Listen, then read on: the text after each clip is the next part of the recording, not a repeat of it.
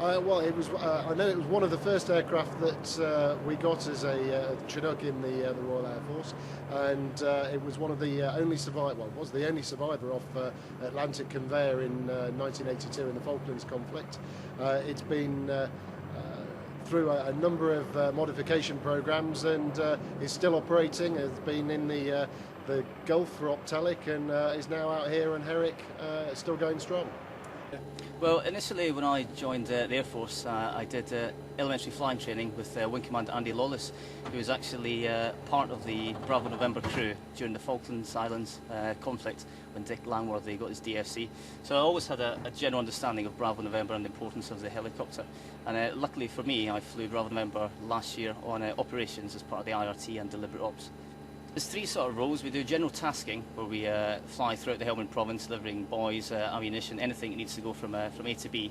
We also do deliberate operations, which I've been flying Bravo November in, and we also do the IRT role as well.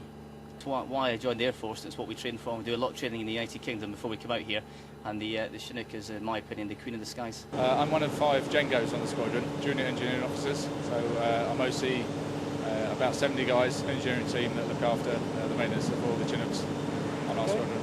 Yeah. Really enjoying it. Yeah, I've spent most of my tours on fast jet, so Rotary is a new experience for me, and yeah, really good fun. Well, the main thing is the climatic conditions and environment. The sand obviously has an effect. We have to put special filters in front of the engines. A lot of the electronics suffers from the heat. Doesn't obviously bakes at 50 degrees sometimes. And last night particularly, big sandstorm hit us, so a lot of the work we're doing at the moment is to clean the aircraft out, especially some of the control surfaces and so on that get affected by that sand. She's no better or worse than the others really, despite her age. But this particular one, her campaign this time, she did get shot up a little bit in a previous incident, so she's carrying a few battle scars from this campaign. I think the guys that have been on the squadron a while certainly fully aware of what the aircraft's done. And as you know, there's a little plaque on the aircraft as well, which is just to remind us when we forget which aircraft we're dealing with. We treat it very much like one of the others. It's engineering-wise, it's similar sort of hours to some of the older aircraft in the fleet. We do try and look after all of them the same. We don't make any of them more precious than the other. Airworthiness is obviously key to what we do.